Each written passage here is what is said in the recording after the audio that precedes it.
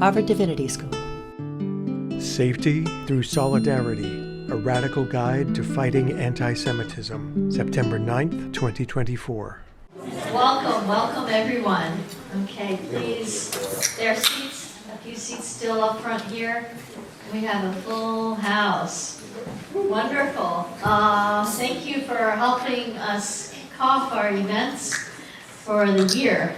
So, hello, my name is Hilary Rancisi. I'm the Associate Director of Religion, Conflict, and Peace Initiative, which is a program of religion and public life at Harvard Divinity School. So, welcome everyone. Just a brief word about our program so you're aware of it.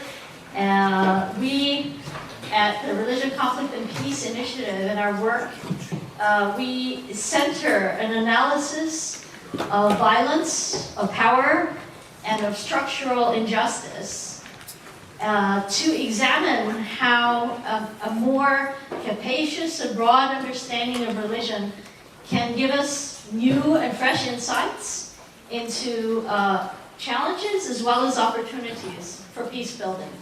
And our work for the last 6 years has been, our work is through a case study, and our case study is on Israel-Palestine.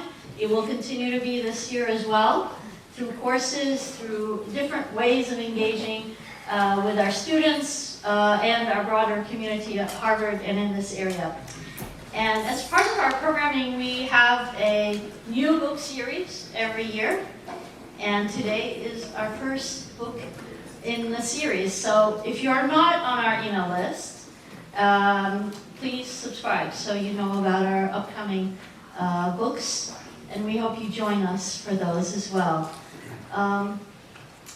And today we are featuring Safety Through Solidarity, a Radical Guide to Fighting Antisemitism. We're very honored to have with us the authors, Shaul, Burley and Ben Lorber, who will be introduced shortly. And Professor Shaul Magid will lead us in discussion and moderation. I will hand it over. Thank you for joining us. We will have opportunities for Q&A after and opportunity to buy the book, more importantly, and to have it signed. So thank you for joining us. And without further ado, please join me in in welcoming our guests today.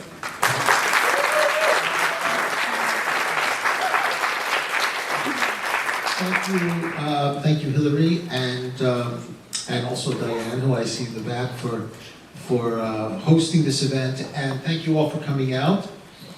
I want to introduce the subject and also the authors of the book, but before I do that, I do think it's worthwhile to mention the passing of Michael Lerner, who was the editor for many, many decades of Tikkun magazine, and in many ways was the kind of architect of contemporary Jewish progressivism. And you know, Tikkun was something that a lot of us cut our teeth on when we were in graduate school and undergraduates and even after. And I just think that, you know, Michael's memory should be acknowledged at a time like this. So I want to introduce the authors and then introduce the subject. So the two authors of this book, Ben Lorber, sitting right to my left, is a senior research analyst at Political Research Associates, a social movement think tank where he studies and publishes on anti-Semitism and white nationalism. He previously worked as national campus organizer with Jewish Voice for Peace, supporting justice-driven young Jewish communities across the country, and has written extensively on anti-Semitism, Israel-Palestine, Jewish identity. To his left is Shaul Burley, who is known for his work on the far right and left-wing social movements. He's the author of Fascism Today, What It Is and How to End It, with AK Press in 2017, and Why We Fight, Essays on Fascism, Resistance, and Surviving the Apocalypse, from 2021. And editor of the anthology, No Peresan, Anti-Fascist Dispatches from a World in Crisis, which was just published in 2022. So, for many of us, when we were coming up in the academy and we would be told by our chairs or deans that we needed to have courses in Jewish studies that would get good enrollments, the obvious choice was courses on the Holocaust. That was true in the 1990s. It may have even been true into the 2000s. At some point in time, there was a certain kind of shift. And the courses became less and less, the Holocaust courses became less and less popular. And the courses that were going to get the largest enrollments were courses on anti-Semitism, contemporary anti-Semitism. Centers of anti-Semitism opened up at Indiana University, at Yale University, and a number of other places. I think in the last 2 years, certainly post-October 7th, the question of anti-Semitism has really moved into a different register, both in the scholarly world and also in our culture more generally on questions of responses to October 7th, the war, the campus protests. We all know that story. And I think that one of the things that ended up happening is that anti-Semitism was always being talked about from people of a particular political persuasion, but not the people of other political persuasions. I don't want to get into right and left and what that, how to divide that. I think what's so interesting about this book, what's so groundbreaking about this book, is that it is a book that is talking about the question of what has now become a new cottage industry in America, maybe in the world, but certainly in America, of anti-Semitism. And this is a book that is engaging the question of anti-Semitism from the left. And you don't really see that happening very often, and I think it really makes a very important contribution, and I want to begin to engage with Ben and Shane on this question, not only of anti-Semitism, what does it mean to confront anti-Semitism, but what does it mean to confront anti-Semitism from the left, from people who are committed to that position on the left. So I want to begin with a question to both of you. Before we get into the details of the argument in the book, and there are numerous arguments in the book, I want to begin with something that Hannah Arendt says in the beginning of Origins of Totalitarianism, which is really a book about totalitarianism and anti-Semitism. And she describes two common understandings of anti-Semitism. The first she calls the scapegoat theory, and the second she calls the eternal anti-Semitism theory. And she opposes both of these. She opposes understanding anti-Semitism as a scapegoat phenomenon, and she opposes understanding anti-Semitism in an eternalist manner.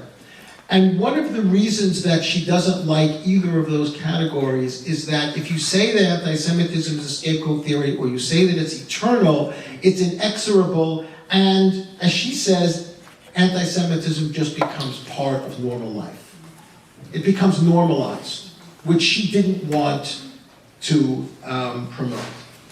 So to begin, I ask both of you, although your book is not about the genealogy of anti-Semitism, I was wondering if you could speak a little bit about where you stand on this particular question in terms of genealogy and origins. Do you both have mics? Yeah, can people hear me okay? Yeah, No, good. okay. Cool. All right. Thank you so much, Shaul. I appreciate everyone coming out, especially Shaul moderating this. He had not a small hand of support on the book. His work was really important in doing it. So this is an interesting question. Ben and I had a conversation all day about this, thinking about this through a bit. I think we sort of agree with Hannah Arendt. We talk about this in the book, about why both points are a problem. One of them tends to play a bigger role in what we talk about as the anti-Semitism world, which is the eternalist frame. And it's really based on the idea that anti-Semitism is largely not something you can eradicate. You can't really do without it. Because it has existed for all time, even before Christianity, it's going to be with us basically to the end of time. So all you can do is manage it. And when all you can do is manage something, you have much different, basically, answers to give. We're talking about police in those cases, sometimes militaries, nation states, things like that. And so we walk away from a bit of that and try and trace a slightly different genealogy.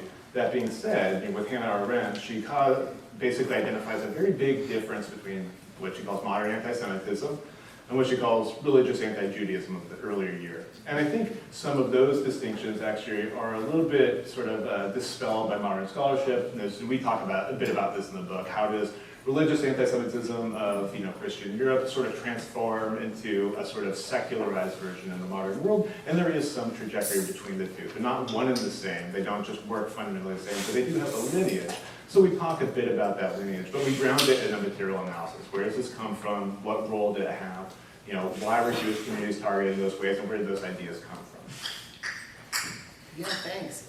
It's really good to be here. Can folks hear me? Okay.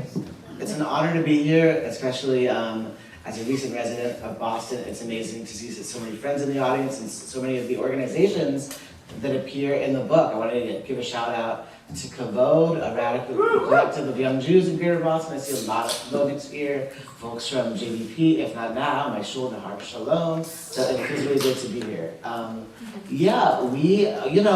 think, growing up in Jewish communities, I think so many of us were taught, what Hannah Arendt calls the eternalist thesis, right? That anti-Semitism is eternal. It's part of the fabric, part of the DNA of the Gentile world, and we can't ever defeat it. We can only build higher walls, or invest in policing or militarized nation states, right? This kind of framing, I was certainly even taught in Hebrew school, and we say in the book it creates a monster so overpowering that it's impossible to defeat, right? And it basically, this idea leads essentially to support for militarized ethno-nationalism, right, in Israel. It's kind of like, if you can't fight anti-Semitism, you might as well build higher walls, fortify borders, and hunker down behind armies, right?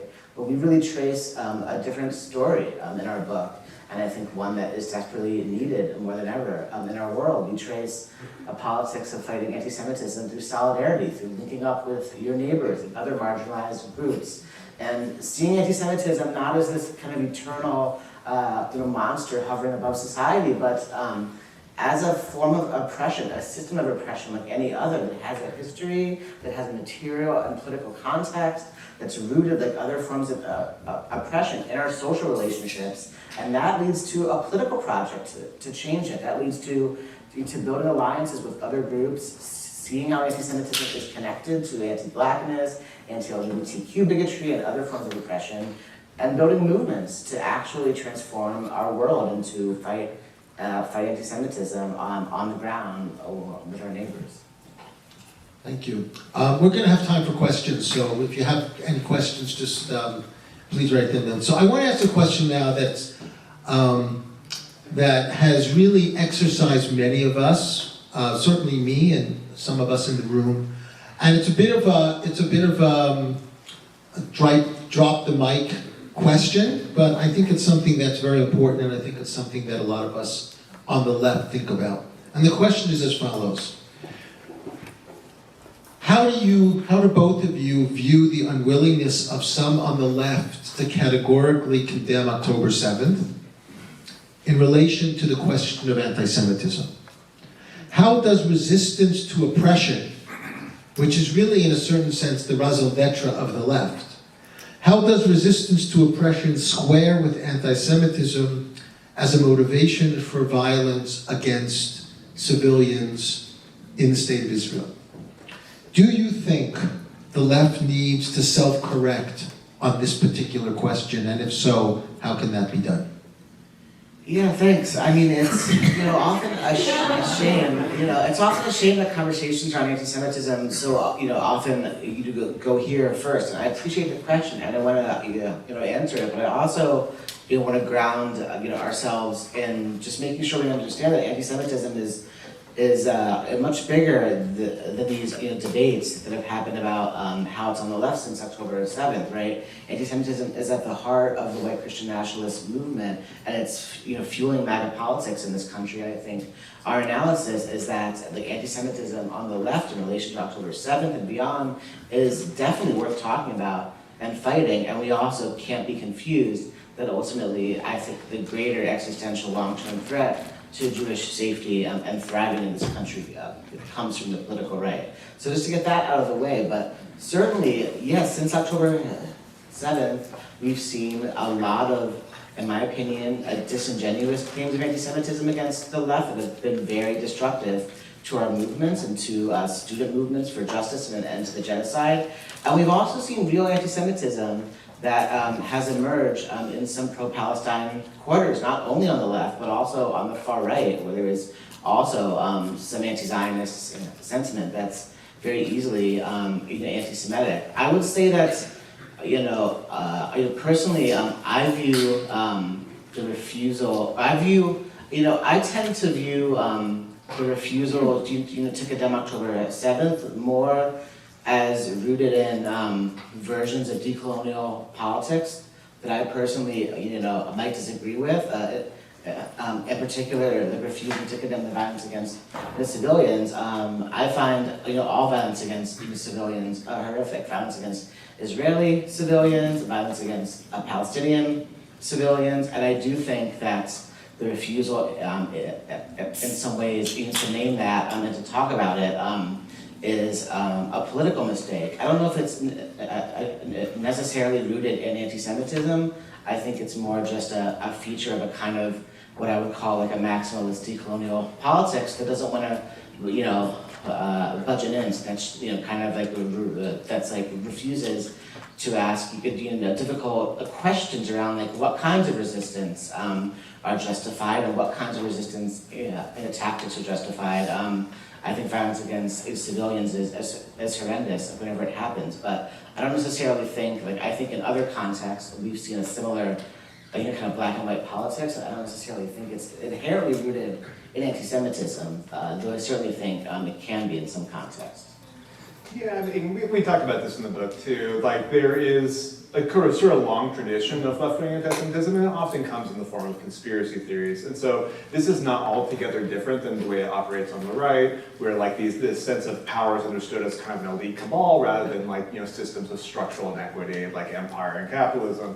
And that is certainly possible in this case, and I've seen a number of examples of that. I think though, like the Shaul's question about whether a correction is necessary, I think the bigger issue when it comes to the left is sort of just like basically a lack of willingness to address anti-Semitism, not a lot of cognizance of it, and not a very sophisticated or committed sort of stance on how to deal with it.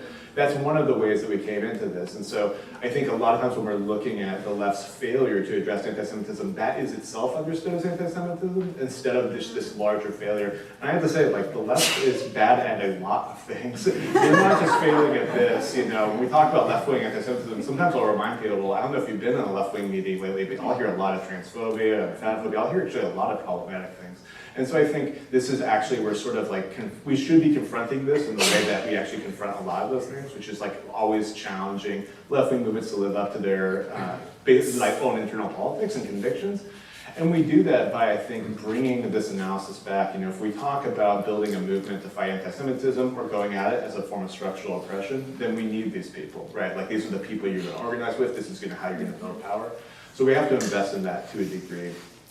I think looking at October 7th and the violence of it, I think it's harder when we try and frame that and fit that into an anti-Semitism narrative. One of the things we do in the book is that we give anti-Semitism contours. It actually is a pretty specific ideology with a specific lineage, and I think what ends up happening, and a lot of the framing we hear from anti-Semitism organizations, is there's an assumed sense of what Jewish flourishing and Jewish life looks like, and anything that's a threat to that is then labeled anti-Semitism categorically. And I actually think there's lots of things that could be a threat to Jewish people or Jewish life that maybe don't fit that kind of boundary. And the harm ends up being that if we sort of address it simply as anti-Semitism, we can't see it as, for example, a political issue, or one of inequity, or one of a colonial situation, right, with internal contradictions. Instead, we end up framing it as this one of illogical hatred, and we kind of pull ourselves back into the eternalist framing. And so I think a lot of times when I think about post-October 7th, or I'm thinking about anti-Semitism related, I actually think more about people's reactions around the world to it and the problematic ways some people explain. And again, I think like Ben said, part of the unwillingness comes from the weaponized claims of anti-Semitism or the fact that it's lodged so heavily at pro-Palestine protesters, and it's used to absolutely destroy campus movements, anti-imperialist movements more broadly. So there's a sort of cynicism that ends up sort of embedding itself in there, and I think that's also something we're trying to cut through. Because I think to have this conversation, if people have tools to actually deal with this issue and talk about this openly, then hopefully you can shift that a bit. Great, yeah. I mean, I think you're right just from having read the book. I think that if one is wed to that eternalist argument, then the book is kind of superfluous, right? Because it demands of the reader to step outside, even as a heuristic exercise, to step outside of that model to really get at what you're doing. Which really leads to my next question. Given that the book's argument, it really is that anti-Semitism is best approached through the context of solidarity with other oppressed groups. I have a two-part question. The first one is, where do you see groups like the ADL, the Anti-Defamation League, whose raison d'etre is fighting anti-Semitism, that was actually its reason for coming into existence, where do you see groups like the ADL err in their public presentation of the phenomenon? Because, they have the loudest voice. And that's what is dominating the conversation in some way. That your book is trying to resist, push against, challenge. And second, so that's the first part. And second, how do you navigate the solidarity movement with groups that now view Israel in particular as on the oppressor side of the oppressor-oppressed ledger, which is also often how the left understands conflict? Yeah, I mean, so I think one of the things we do is we talk to people that have done specific forms of organizing and about how it went. So for example, we talked with a number of rabbis and community organizers in Charlottesville who were organizing in advance of Unite the Right. And one of the things that happens is that there was a sequence of events that happened before Unite the Right. It wasn't just that. There was a Klan rally before that, there was other alt-right rallies, there was threats on historically black churches. So one synagogue in town partnered with historically black churches, created a clergy collective where they would share resources and try and create a plan to create safety. They would share resources, they would share the buildings, they would go back and forth, they would work with activist groups. And they reached out to the ADL. The ADL is the organization that most synagogues are put in contact with to develop safety plans. The ADL said, just stay at home. The cops have its covered. The groups that didn't say that was, If Not Now, the John Brown Biden Club, other groups that came out, militant anti-fascist groups. Those are the people that were willing to come out, defend the synagogue. And so what they did was they created a permanent relationship. They acknowledged with all their neighbors that we have the same threat here, right? There's alt-right people and neo-Nazis coming to town. They're going to be threatening all of us, and they did, right? Very viscerally in the streets. So they knew right there that sort of had to build that alliance. So that right there was a sort of strategy. And we talked with people in other communities that had sort of similar situations. How do you look at a sort of common threat and then look at other people that maybe cross communal lines, maybe you didn't know before, but you acknowledge this common interest? That ends up being that sort of question of how you're going to build a strategy. Because if we're talking about anti-Semitism as something that operates politically, people in power use it, they mobilize conspiracy theories, they do it to gain support, and it ends up victimizing communities. That's something that we have common interest with. If the far right, for example, takes power in different places and mobilizes against reproductive rights, attacks voting rights, attacks like all kinds of other things, increasing police violence, things like that, we all have a vested interest in that. And so those community alliances should start to become obvious. I think to your other question, when it comes to defending Jewish communities as Jewish communities, I don't think there's much of a question. If anti-Semites are threatening the synagogue, I'm not litmus testing the synagogue on their politics, defending the synagogue. I think it's different when you're talking about large global issues and we're talking about political organizations like the Anti-Defamation League. Part of what the Anti-Defamation League has done, and in our final chapter, we tell sort of the history of the Anti-Defamation League, at least a list of truncated history. When the Anti-Defamation League was founded, it was founded to fight anti-Semitism, but it was founded to fight it in a very particular way, in a way that was different than the Jewish left. It was much more tied to establishment Jewish organizations, a lot more middle class, or upper middle class, or even upper class Jewish communities that didn't like things like Laboon, didn't like Jewish anarchists, didn't like militants coming out, who had their own vision of how to fight anti-Semitism. It was the Communist Party, it was Laboon, it was other things like that. So the Anti-Defamation League always positioned itself to the right as an alternative to the left. And so in a lot of ways, we're actually reviving that older pre-tradition, right, of actually bringing that question of anti-Semitism and Jewish safety back to those sort of egalitarian conditions. How do we build the social movement? How do we work with our neighbors? That kind of thing. Instead of just sort of handing this question back to this professionalized organization that's going to partner with the FBI, that's going to partner with the State of Israel, and they have their own vision of what it looks like to keep Jews safe. And so we are kind of offering that vision, but it's ran parallel to the ADL the whole time. Yeah, I mean, I feel like, the litany of ways that the ADL gets the fight against anti-Semitism wrong is too large to, the list is too large to capture here, and I feel like most people in this room probably have a pretty good idea. I mean, since October 7th, the ADL has been at the forefront. We're 11 months into a genocide that needs to end, that needed to end a long time ago. We need a ceasefire. We need an arms embargo. We need a radical rethinking of U.S. support for Israel. And the ADL, has a monopoly on the anti-Semitism conversation in a way that makes that, makes those objectives, a lot harder to maintain. Right? The ADL has really been at the forefront of pushing falsities, like the falsity that anti-Zionism is inherently anti-Semitic, or the falsity of, I believe that Jonathan Greenblatt called student encampments Iranian fronts, right? With all the militarist language that entails. Jonathan Greenblatt once called on the National Guard, I think, to come and attack the Columbia student encampment.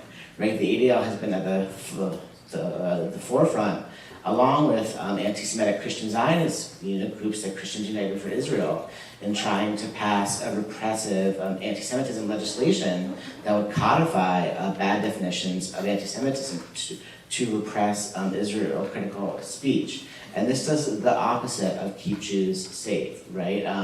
When you define anti-Semitism as basically any criticism of Israel that Jonathan Greenblatt doesn't like, it makes the work of building solidarity and actually fighting it increasingly hard.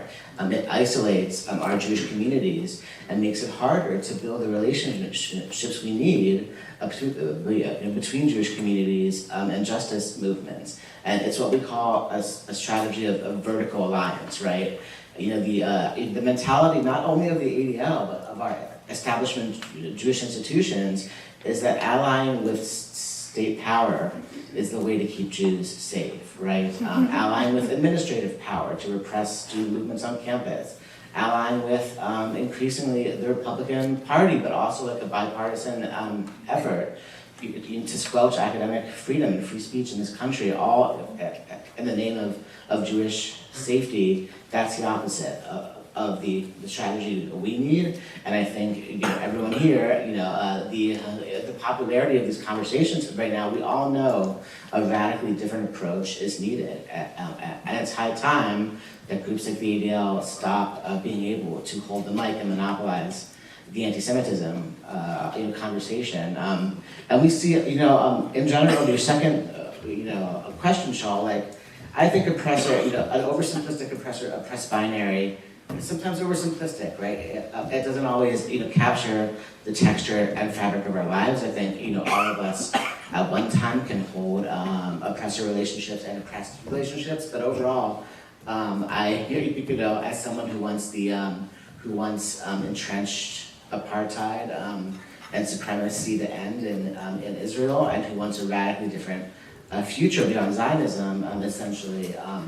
I think part of the work of fighting anti-Semitism in solidarity is being real about structural oppression in Israel-Palestine and fighting for a radically different vision of full equality between Israelis and Palestinians. And so I really don't see a contradiction with groups who want to, to radically challenge supremacy in Israel-Palestine. Yeah. Thank you. I want to kind of push both of you more on something that you both raised, because it actually was my next question, but I think it's also a question that is really at the top of the conversation at this point.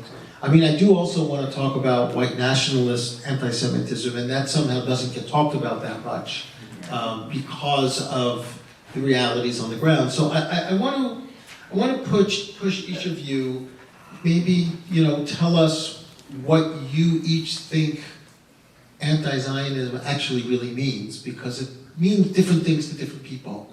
And it also has a long history. In fact, its history is as long as Zionism. So I'm gonna get a little bit more out of you from that. And in your views, like, what are the real fault lines in the equation between the two?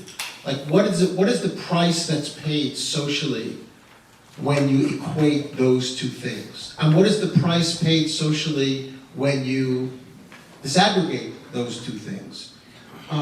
Where do you think the lines get crossed? Where does one move into the other? And how can we better navigate the differences and more nuanced conversation about the relationship between these two phenomena, which are arguably, well, some people want to argue that they're actually identical, and then some people want to argue that they're not. So I assume that your positions are both that they're not identical. So then the question is, what are the real differences? Jake. Yeah, I mean, so. Microphone, please. Yeah. Want me to move this up? Yeah. Hear me okay now? Still Maybe quiet. hold it. All right, let's do that. Hear me okay now? Yeah. All right. So yeah, we had this, this was the first question last night. How do you define Zionism? And so if we're sort of defining ourselves sort of away from Zionism, we're talking about Zionism being sort of what we describe as like an ethnic supremacist Jewish state, one that maintains its hegemony by maintaining a Jewish majority. So the alternative to that, anti-Zionism, would be, I think broadly there's a big tent, right? The term is almost problematically a big tent, because there could be all kinds of forms of opposition. But if we're thinking about more from the left and more from the traditions of people that we talk to in the book, we're talking about people that want one land for all people in historic Palestine, democratic for everyone, shared, just like sort of like any democratic country. And so it's more of a universal vision of what the future could be. Again, that's a land of Jews, of Palestinians, of anyone that lives there, right? So it's not this sort of area that's cleared out of Jews, which is often, I think, what the framing or the assumption is when anti-Zionism is assumed to be anti-Semitism. And so part of what ends up happening in these discourses is that Zionism is assumed to be sort of the natural Jewish position, the one of Jewish communal organizations, therefore all Jews, because they often speak as though they're speaking for all Jews, and therefore opposition to Zionism or having a different political perspective is considered inherently threatening to that. And then there's lots of conflation, Judaism with Zionism, the Zionist vision of politics with the Jewish vision of the land, and I think all those things end up rallying together into one sort of coherent narrative that you hear from large established organizations. And then when we're talking about anti-Zionism or counter-Zionism, non-Zionism, we're actually talking about a sort of diversity of Jewish opinions and non-Jewish opinions about like what an alternative to this framework could be. So the question is that anti-Semitic? Well, this is going to be really unsatisfying to some people, but it's anti-Semitic when it's anti-Semitic. It's anti-Semitic when it comes from very clear places of ideological anti-Semitism.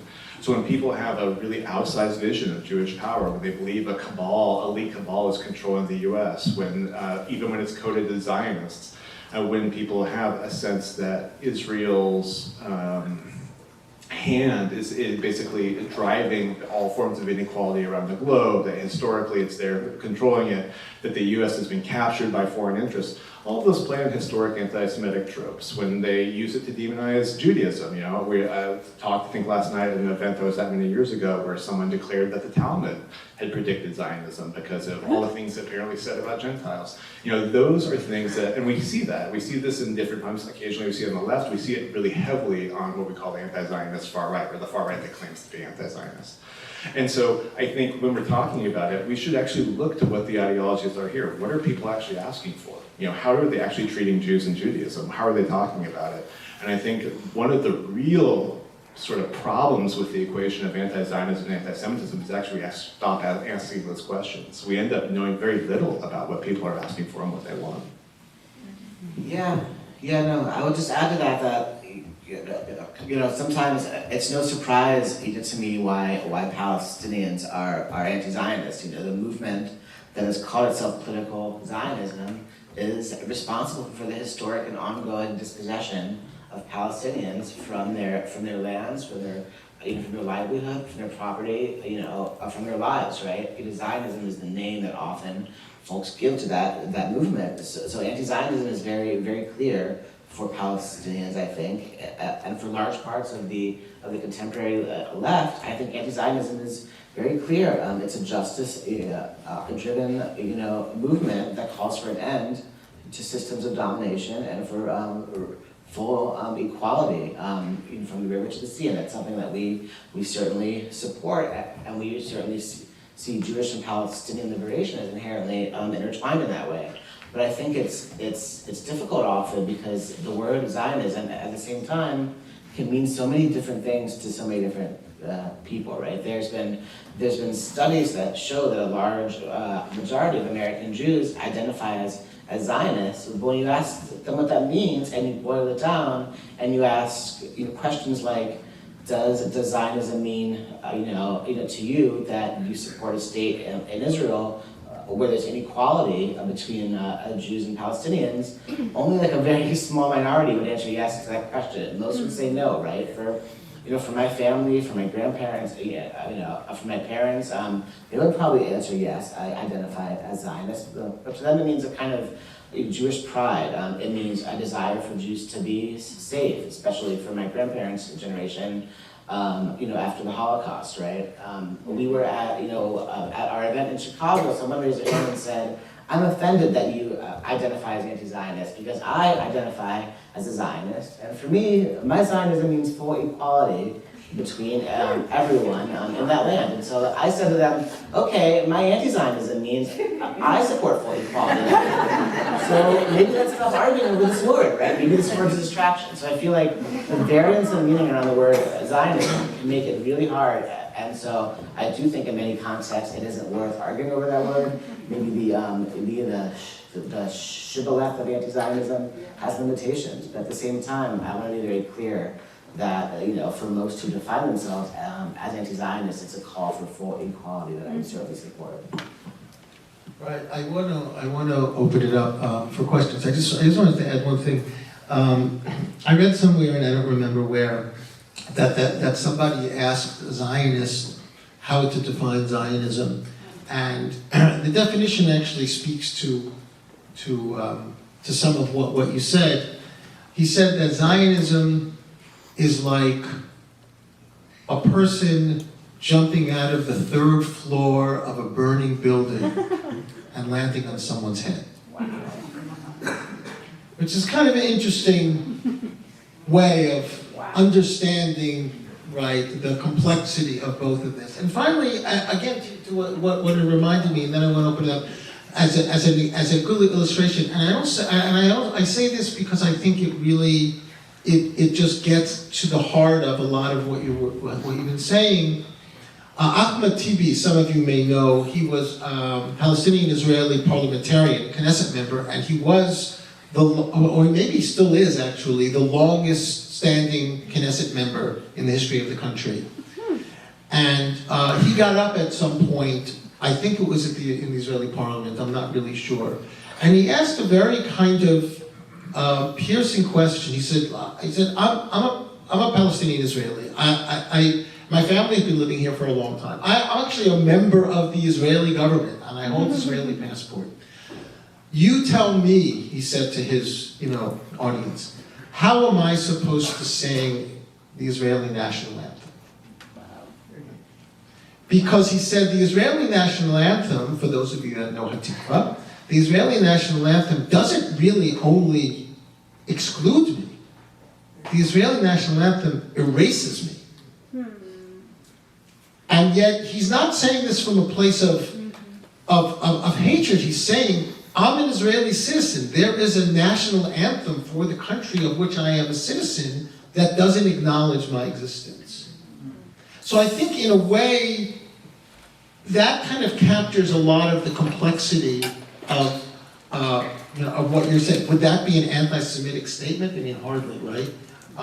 Would it even be an anti-Zionist statement? I don't really know. Yeah. So I think, I want to open it up because I want to give us a good half hour for questions. I just wanted to say that what this book does is it really offers an alternative set of resources and conversations about a subject that is real and that has an impact on many of our lives, Jewish or not Jewish, pro-Israel, not pro-Israel. And it does offer an alternative to the conversation that's happening by groups like the ADL, and complexifies in interesting and important ways all of the kinds of issues that many of us spend a lot of our time thinking about and talking about. So I want to thank both of you for doing that and for offering that up. And it's also it's got an awesome cover. It goes back to 1930s radicalism. So thank you for that. Okay.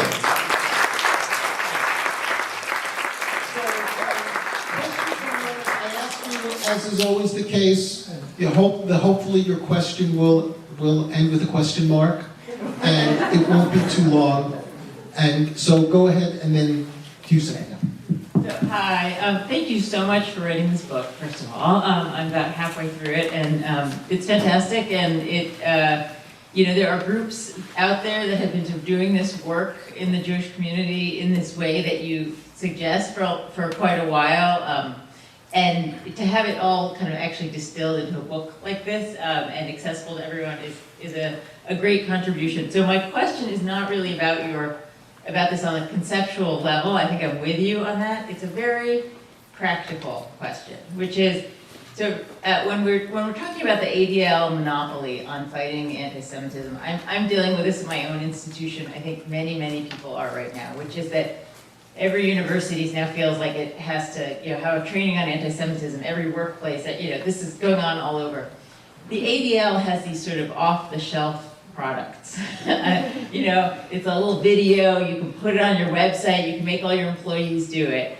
And I've kind of looked at everything else that's out there. There's a few webinars, there's this and that, but nobody else is kind of filling that. We really need something. Can you guys make the workplace training or somebody else? How do we get that? Because I think it's really crucial to think on that level. So I'm just wondering if you have any thoughts on that. If you know of anything that maybe I don't know about, or if you know of anything from the works, I'd love to hear about it. Yeah. Should we take a few questions? Or? Yeah, let's take a few. Yeah. Thanks. Hi, related to that, it's great. Thank you so much for writing this book. Thoroughly enjoyed it. I think it's a very important read for Jews and non-Jews alike, and connected to the previous question. I recognize, there are probably, maybe it's a majority of Jews in this room, I'm not sure, but it's a decent guess. I wonder also on your tours and your experience, how many non-Jews have been engaging with the book? Do you have any data on that? And are there any plans to make sure that this reaches the non-Jewish community? Because I think it's just as important for the Jewish community as the non-Jewish community. Good question. We'll take another question.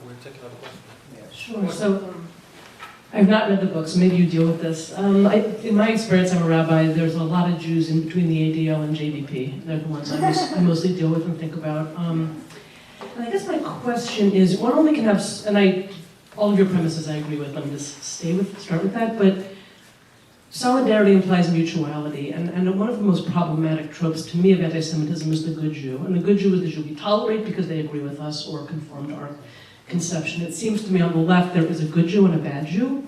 So I'm curious if in the book or in your work, is a Zionist, a Zionist who does not identify as a Jewish supremacist. Is there a place for them on the left? And what's the challenge to the left, or is it always the Jew that has to change themselves in order to fit? Because to me, that's not solidarity. That's choosing a side, but it's not actual solidarity and mutuality, given where a very large number of American Jews are. And people of goodwill, and I think people willing to learn and be open, but not JBP.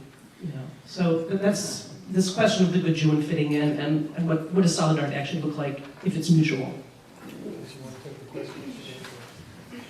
Sure. Yeah. So why don't we do three with these three, Okay. and then we'll go on. Yeah. Okay, let's have one more. Take one. Yeah.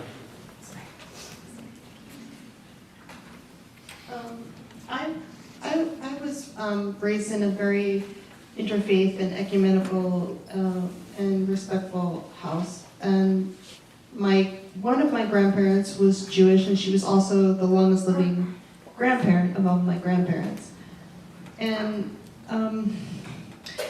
I had a class in college in ecumenical studies. It was a world religions class, and I decided that I felt that I wanted to convert to maybe a Unitarian Christianity. But I have never quite fully been able to be respected by the Christian, like just about every part of Christianity. They would always ask me if I was Jewish. And I would say that I'm trying to become ecumenically Christian, and I was even baptized, and it was in a weird way. I won't say which sect, but it was in a weird way that was like almost to cause me a rift in the Christian community. And I will never forget the strength of my Judaism, and that and there are certain customs and traditions and kosher law, which is very important and wise to me. But there are some other certain customs that I don't totally agree with, or I guess I would be a Reform Jew if I was still Jewish. And I don't know, like, I'm not doing this because I disrespect Jews, and I still respect Judaism, and there's no way that I'm turning back on Jewish people. But I guess my question is, why do you think Jewish people aren't converting? Is it because they're told, because they're not christened at birth like me, I guess, that they can't convert? Does the Jewish community as a whole generally, the Orthodox community, believe that Jesus was not, they believe he was a person, a good person, but it's the theological idea or the premise that he was not the Son of God, or do they get it? Do they sort of, Yeah. I'll give you another 10 seconds to finish the question. And the other part of the question is, how can I still want to, I don't believe all the stories of the Bible. Most of they're not 100% true in both, and they're great stories. But I think the Holocaust was disgusting, and we shouldn't be doing it to Palestinians either. Yeah, I think we got what you. Yeah. Okay, go ahead. Sure. Okay. There's a lot there. So the first question about resources and training, I think I actually get this question every time we do an event, because someone's like, well, we have to do this HR thing, and the ADL gave us these resources. We've tried to craft trainings and do some of those, but it's not at the scale that the ADL. And I think we're just really early. I think that's what it comes down to. I think that the rift has actually opened, and people are now asking that, tons of universities reaching out and stuff like that. So I think people are looking for that now. So I think that will change in the next 2 or 3 years, now that the real serious questions have been raised about the ADL, about whether or not their tracking methods are legitimate, or how their relationship with the police, that kind of thing. So I'm hoping that a year from now we'll have much better answers than we have right now. I think to your question, I'll leave it to the rabbi on the panel to answer any theological questions. I think about people who have come. I think part of what we've done is connect with local groups, and that includes synagogues and Jewish groups. And I think they're the most well-positioned, so they do come out on the force. I think your assessment of the crowd is probably accurate, but it's not only them. And I think other political groups have co-sponsored events, like DSA has sponsored events, anti-fascist groups have sponsored events. And they are also sharing them and doing those sorts of things. And so I think my hope is that it does get wider, and we talk with a number of people that were very serious of like, do not direct this book at Jews. Jews do not need to hear this. I actually do think Jews need to hear this, but I think so. We're doing our best to try to get that out there as well. Oh yeah, yeah, your question. Oh, so yeah, we actually talk about the good Jew, bad Jew binary quite a bit. So, and this is something that people mention on the left quite a bit, but it exists on the right very heavily too. Being in that case, the good Jew is the strong Israeli soldier, or the person that gives money to the ADL, and the bad Jew is the JVP member, right? Usually the JVP member.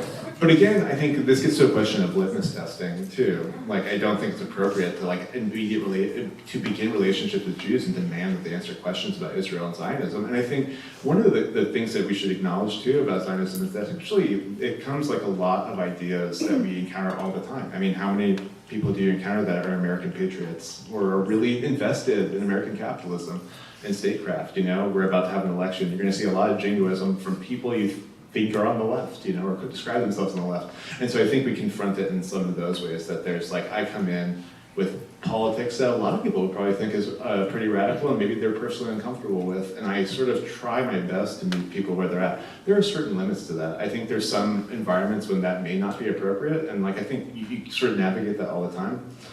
But also, I think when people ask that question, I think they're also asking a question about safety and support and things like that. And I think that is also one where we should take a bigger, further step, And when it comes to, for example, things like synagogue safety and security, those questions become really superfluous because everyone should feel like they can depend on their community for those sorts of safety. And of course, one of the ways that you bridge that divide and you hear those criticisms is when people know that you're there to support them. And I think one of the situations that lets people, they rely on Israeli nationalism and Zionism so heavily is when they don't see that support. A person who asked a question last night confronting us about Zionism, their next question was, well, when I go by all the synagogues, there's police out front, and I don't see that in front of mosques and churches. And I was like, well, I think what you're saying is you feel unsafe when you don't have community around you. What if that was different? Would you feel differently about those questions? So I think to a certain degree, we have to make people feel different about those questions by giving them real material networks where they can depend on them. Yeah, I don't have tons more to add. I think your question is a really good one. I think in the book we interview, a queer leader who talked about beginning to try to educate their leftist communities about LGBTQ oppression in the 80s and how much resistance they got then, right? And how it was really an uphill battle at the beginning, and it took a lot of queer folks coming together and demanding that this was an issue for the left to care about, and that demanding that left communities look at their internalized homophobia, their internalized transmisogyny. Obviously that's still all very ongoing, but how it took a committed core coming to the left and making that change. And I think that's where we're at now with anti-Semitism education and awareness, on the left. And so, a lot of our events do have a lot of Jews, but there's also a lot of non-Jews who are coming, and in our left movements, I think, we have a lot of allies, right? Even progressive folks who might not fully get it or have some unlearning to do. We've seen a lot of people who care about this and who want to understand and who want to challenge their internalized biases. We interview a group in New York who started to do anti-Semitism education with their partners. And when they got folks together, during the Q&A, they heard a lot of anti-Semitic stuff, from their partners, right? It's just these biases that we all grow up with, because anti-Semitism is part of our culture. It's the air that we breathe. And so, they heard their comrades and their friends start to repeat these things, but they also wanted to unlearn it, right? And I think that's the beauty and the potential, is being able to see that we do have allies in non-Jewish communities who want to unlearn this stuff and who want to learn and to integrate anti-Semitism into an analysis of the broader systems of oppression. So I think we're getting there, and we're in a much different place than we were even 4 or 8 years ago. So, yeah. Yes, in the back. No. Yeah.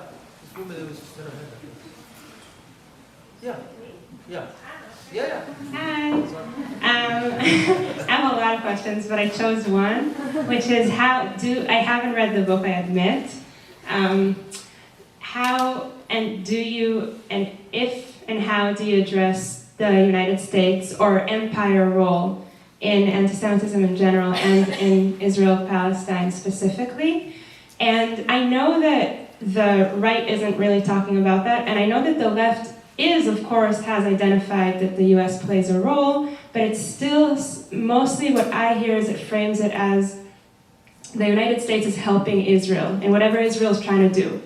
Where we know that the United States, at least originally, had its own very clear interests in supporting not only Israel, but every country it supports. So do you address that, and how would you talk about that?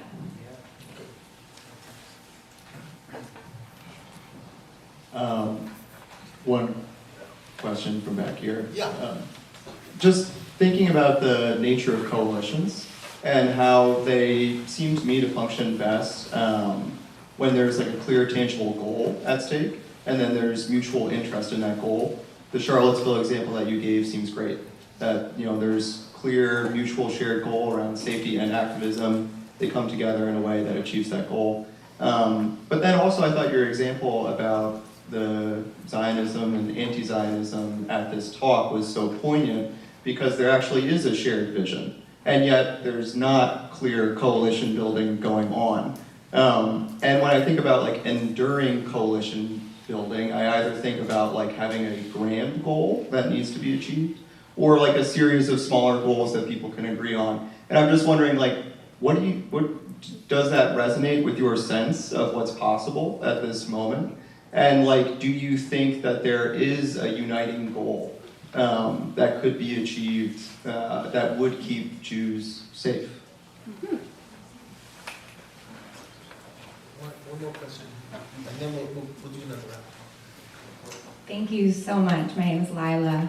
I really appreciated these two frameworks you offered of the Maximus decolonial politic and then the vertical alignment. And given that we're here in this room with students and faculty administrators at Harvard, I'm curious if you could speak to finding the middle place between those two, specifically in campus organizing, and what strategies of solidarity you've picked up from your research that can be of service to all of us here. Yeah, these are all really good questions. I think to your question about the U.S.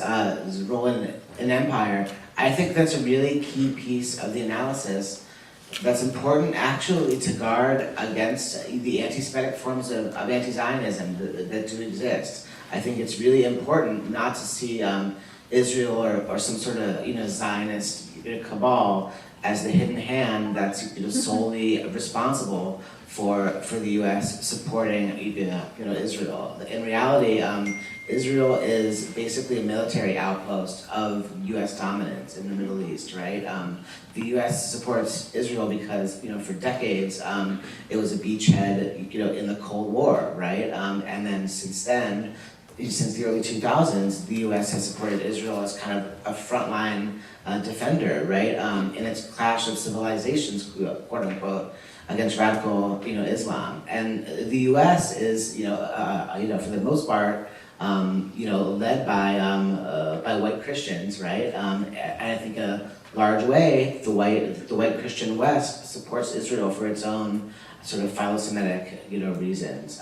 You can also look at the arms industry, the military-industrial complex, the massive base of Christian Zionists in this country that have their own anti-Semitic fantasies of supporting Israel to bring about the end times, right? So if we look at these larger structural factors that undergird U.S. support for Israel, that's actually our whole analysis. Is don't look at don't imagine that there's a Zionist cabal pulling the strings from behind the scenes. Look at these broader structures of U.S. empire and dominance, and so that's super important. I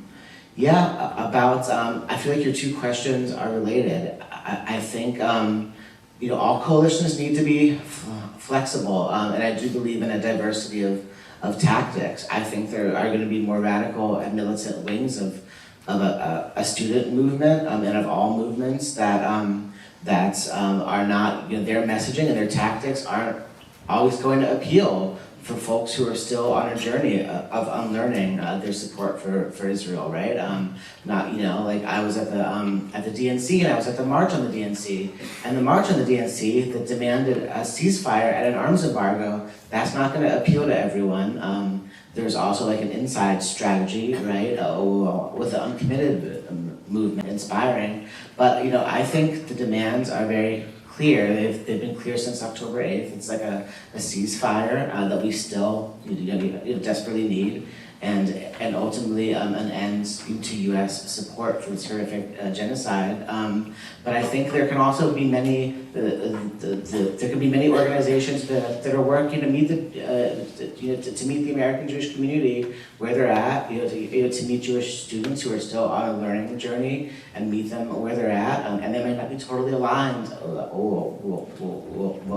with some other groups. And I think there's room for like a lot of tactics, and the more that we can work together, and those of us who are progressive on this issue, the less infighting that we can do, the better, I think. Shane, just before you answer, I know that we're short on time, and I know there were some questions up here. So, do you mind if I ask a couple more? Also, if anybody has a question about right-wing anti-Semitism, white nationalism, the big thing we haven't actually talked about at all, which I think is very important. It's like a third of our books. I know exactly. Yes, please. Please make them as quickly as you can. We're kind of short on time, but I just wanted to get in as many questions as we could. Go ahead, go first. Okay. Okay, I'll try to do this quickly. Hi, I'm non-Jewish. I'm speaking for the community of all those people. You're speaking for like 99.99%. Yeah, it's hard.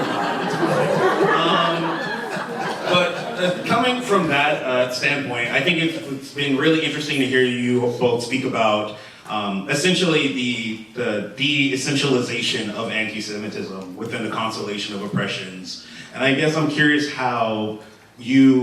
what your vision of popularizing that is. And I guess to your question, especially for folks who may be sympathetic to a broader coalition-based sense of safety, but who feel that they, because of history, because of their own experiences, that without a very particular, maybe right-wing version of Zionism, that they will not feel safe. Okay, thank you. So, you back up here since he was so polite. And this way. Politeness sometimes pays. Thank you. Yes, my question also is around coalition building, and what do you do about fanaticism? I have family that is Haredi in Israel, and I stand out every week in solidarity with the Palestinian groups in Lexington. And my nieces and nephews have asked me, what am I doing? And my question about coalition building is, are we really talking about secular and non-Orthodox Jews? Or are we talking about an ability to build coalitions with deeply religious people who feel attachment to the land? Personally, I see parallels between the right-wing Jewish Israelis and Iran, and I don't support fanaticism, but I'm curious where the limits to this coalition building are. Okay, Shane, go ahead. You take this one. Thanks, everybody. So your question, we actually use the phrase horizontal alliances to talk about what does it mean to build power amongst people on an equal playing field rather than trying to build sort of like a channel up to those in power who are supposed to act in their interest.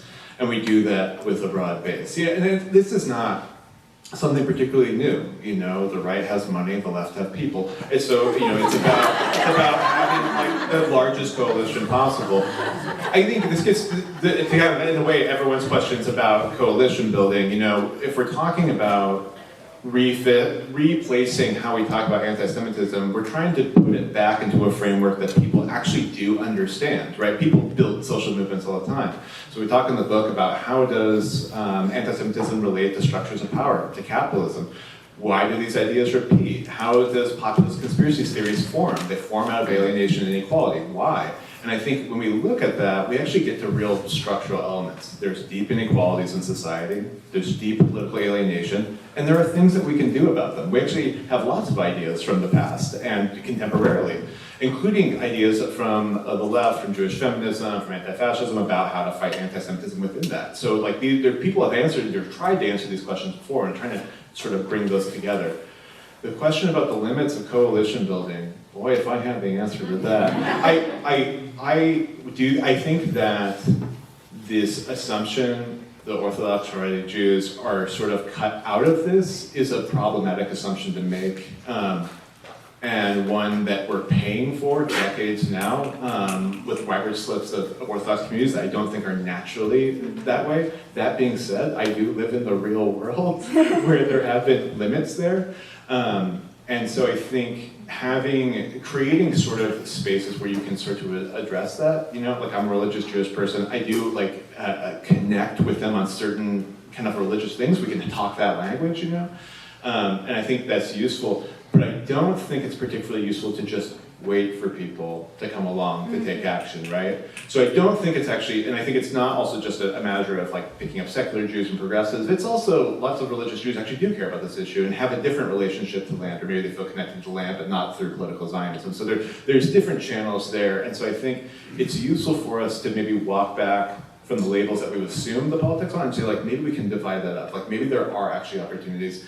And we do talk with Orthodox folks about coalition building. Sometimes the Israel question isn't the question they're ready to answer. But for example, talking with a lot of, I spend time in Crown Heights with Chabad folks, like, a lot of them have what I guess other people would call progressive ideas about prison reform, and it's the mass incarceration is sort of a barrier to Teshuvah, and like, there's a number of folks there involved in, that even within the Haredi community are advocating for like school justice or queer rights. Like there's folks in there in those spaces that are advocating but also want to stay. And so I think there's definitely avenues there that we should try and reach out when we can.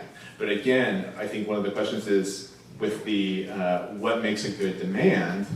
We have a very immediate demand right now that people have built coalitions on, right? Ceasefire is actually the perfect crossover demand, and now arms embargo and taking that like a step further. I don't think there's a reason to back away from that. The fact that it hasn't worked, I think, is actually a testimony to how radical the demand was that we didn't realize it as such, And so I think like the question is not at this point about how to back away from that, but how to make it more common sense and available and to push back on the voices that have made it so marginal. We're really running out of time, but Ben did bring up a good point, and that a third of the book is really about white nationalist anti-Semitism. So if you allow me, if you wanted to weigh in on that piece of it, because I'm afraid that if we advertise this, I'm sorry, if we advertise this as, this is going to be a panel about white nationalist anti-Semitism, would be like half the number of people. So, and I understand. I mean, we're living in the world, right?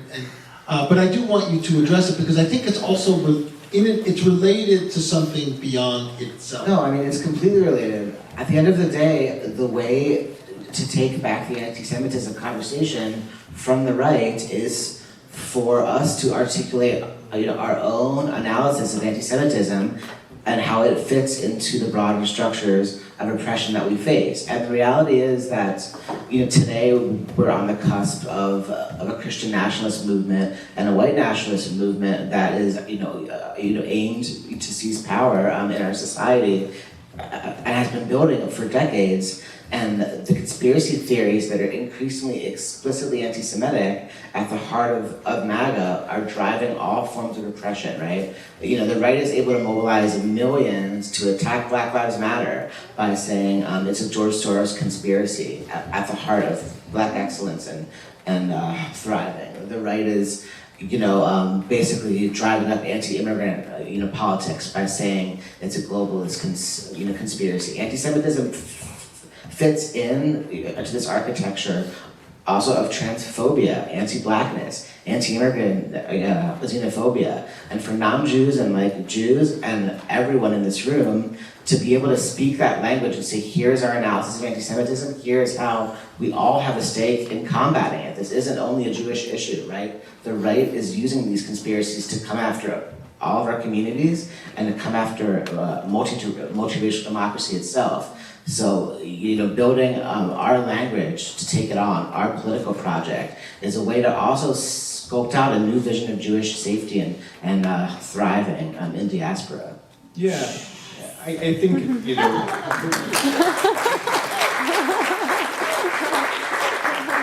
Last word, Shane. If you look at like the sort of data on anti-Semitism through 2023, 2024, even after October 7th, there's actually really clear organizations that led it. And if you had read the reports, you would have assumed it was Students in Justice in Palestine. But it was the Goyim Defense League, an open neo-Nazi group that overwhelmingly had the most events, the most propaganda, the most threats, things like that.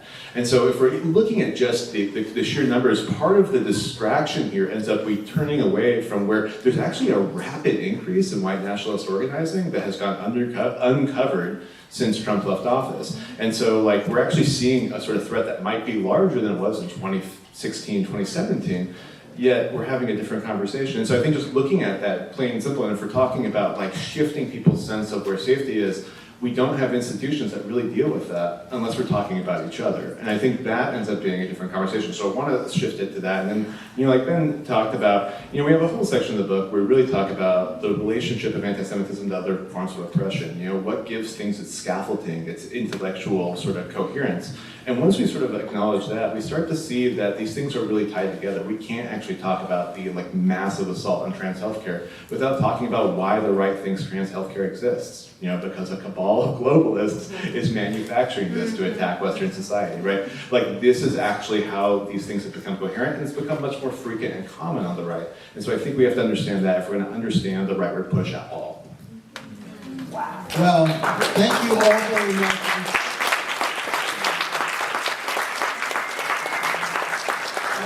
I want to thank Ben and Shane for coming and for their book, and really encourage you to buy the book. It's really, it's more than a good read, it's really an important book.